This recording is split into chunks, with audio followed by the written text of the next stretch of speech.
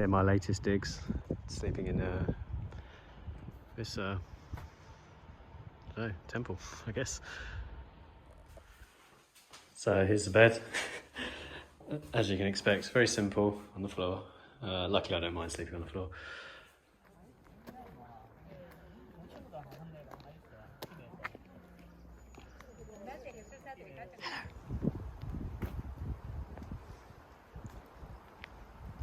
Follow this dog. So here we have a nice Zen temple, or Zen, the Korean will be Sun, both deriving from Chan, Chinese. So the teachings of Chan came from China, form of Buddhism, which itself came from India. So from India via China spread to Korea and Japan, and that became the dominant like ideology and like political force as well in around 600 AD in this region and around a lot of the area. And then so Sunmudo is like Sun, so being in meditation, a state of profound stillness. Mu, which is martial arts, and Do, like the way of doing. So it's like it literally means the way of doing meditative martial arts. So itself is Sunmudo itself is a martial art, and it's a meditation as well. So they're using Vipassana meditation, so like body scan, awareness, and there's more like things to Vipassana stuff, which is they're trying to end human suffering. So the roots of suffering would be ignorance is the first step. Like we're blind or we're unaware, and then through that, like once you're aware, then you can be aware that your suffering comes from aversion to things or chasing pleasure. So there's all these other teachings, a bit more Buddhist. They're not trying to force Buddhism down, but it's the history of this martial art. So, or martial art. And there's no one here, so you can find all these little sanctuaries. I think because of Corona, not many people are here.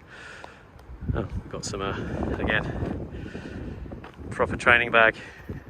Looks well used. And of course the tyre, the humble tyre.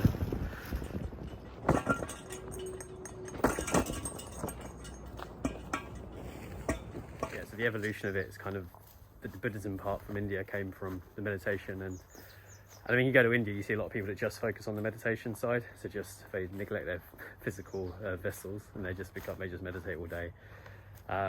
Whereas here I think they decided to use it more, like the Shaolin monks, to use it with the body as well. So you've got the physical side, the mind side, and then just somewhere in the middle. If you think the mind and body are one, then you should treat them as one. So they took all the internal practices as well. So meditation, qigong. So you got your breathing and moving the energy through your body. There's a lot of work on energy. They also took yoga, again from like Indian practices, and then added the martial arts side, like the more violent side, because generally the Buddhism stuff is like you're fighting with yourself and cultivating inner peace. But here, Korea especially, it kept getting invaded over hundreds of years. Despite they never once tried to invade anyone else, so they just were always caught in the middle.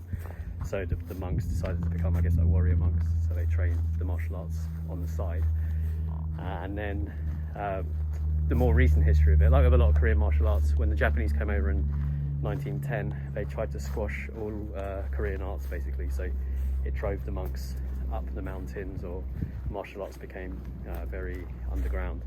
So a lot of them. So that's why, like, this martial art particularly is not very well known, because they basically exterminated or eliminated a lot of the teachers. So it's living on through these small, like, underground, like monk to monk, passing it down. So while I'm pacing around in this outside this Zen Temple, I'll talk about martial arts a bit more. And as everyone knows, I'm quite interested in martial arts, and definitely Korean martial arts. So I did Kukso one, which itself is wants to bring together like three, I guess you could characterize 3 different periods of Korean history. One would be like peasant martial arts. So like before Buddhism, before the military and anything like that, people would fight in, maybe as a way to just entertain themselves or to fight other tribes. I don't know. So it'd just be with your fists or your feet. Or the 2 main martial arts would be Taekyon, which I've done a bit of that. So that's generally using strikes. And then there's another one called Sirim, which is a bit like sumo wrestling. So you use those, and then the next about 600 AD when Buddhism martial arts came in. That's when they started cultivating inner peace and doing energy, mindfulness, and then wooden weapons as well, so they used staffs, putting those two things together. And then later on, the Joseon time, where it became like they kind of abolished, not abolished, but they pushed Buddhism underground because the monks became a bit too politically powerful. And then when Confucianism came to Korea in about 1400s, that's when they became more like the royal court and military, and so the Buddhism got pushed aside a bit. So that's what you can see in martial arts, like swords and those kind of weapons. So a bit more brutal, not just hands. But neither are better or worse than the others. It's just they all complement each other. So it's just interesting to see the evolution of it.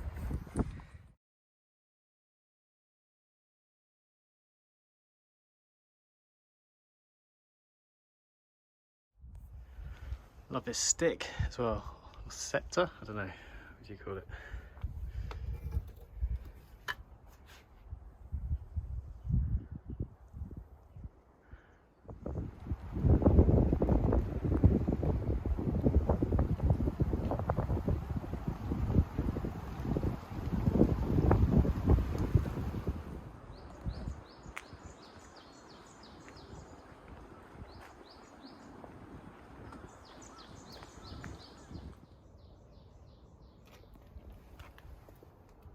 Definitely going to buy a pair of trousers. I really like these trousers.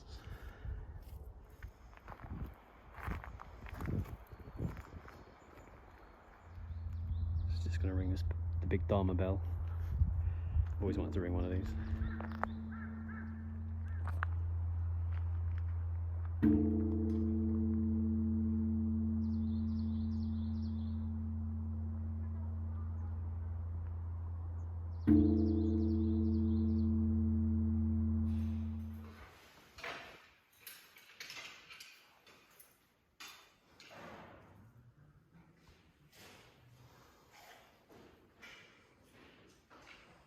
Also, it's funny just now, I was at dinner and I talked to the lady who made the food, and I just said, "Kamsahamnida," which means thank you.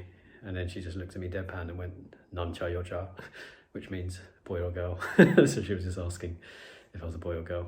And then one of the other people laughed and we were like, "Namcha," which means boy. But apparently she's just very, she can be quite blunt, but that was quite funny.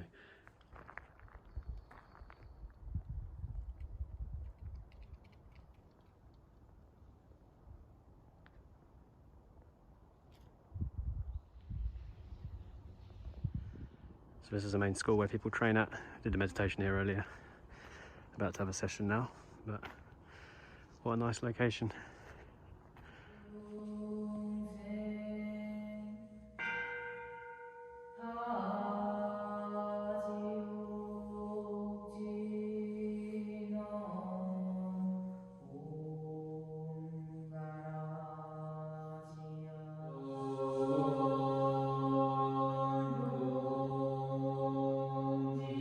So it's 5:30. We're just up quite early to do some chanting.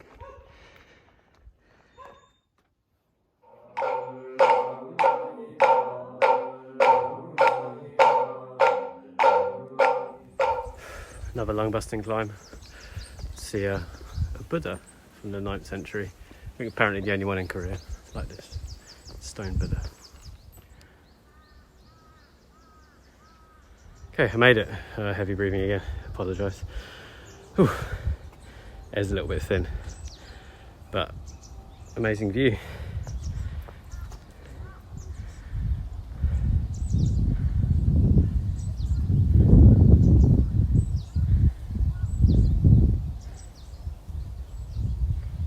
This morning we did some walking meditation, aligning our chakras. So, like the statue behind us depicts the chakras.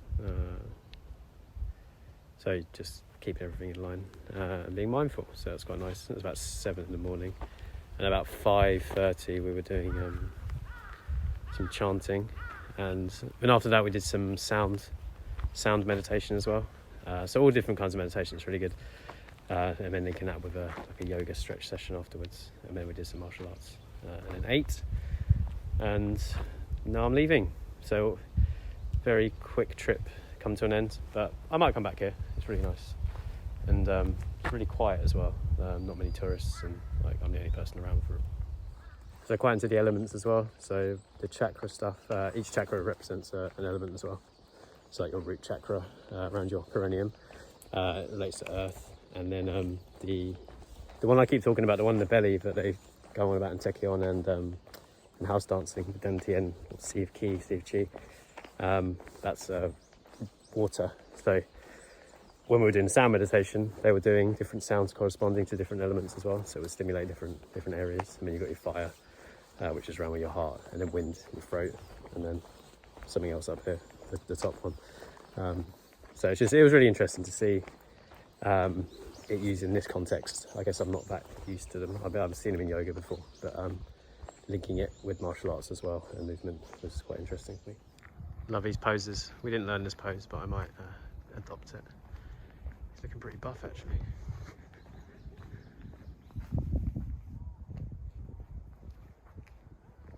We learned this side kick yesterday. I quite like it.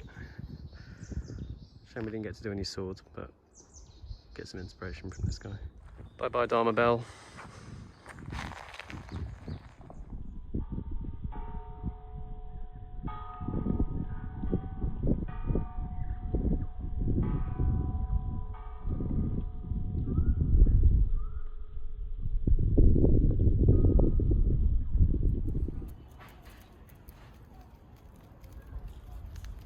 Hello.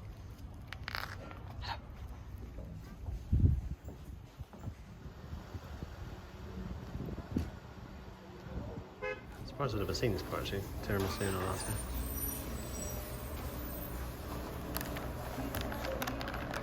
It's like Jupiter or something.